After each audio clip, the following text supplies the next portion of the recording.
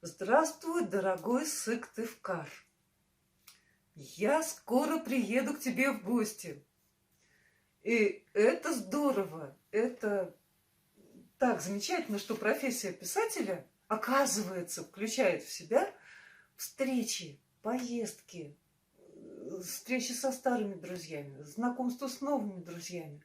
Я когда была маленькая, я думала, что писатель, он сидит где-нибудь у себя на чердаке под протекающей крышей, вот, и скрипит пером при неверном свете огарочка свечи.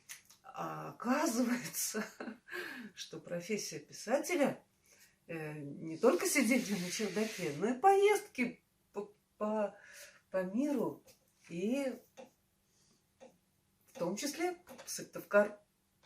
Ура! До встречи!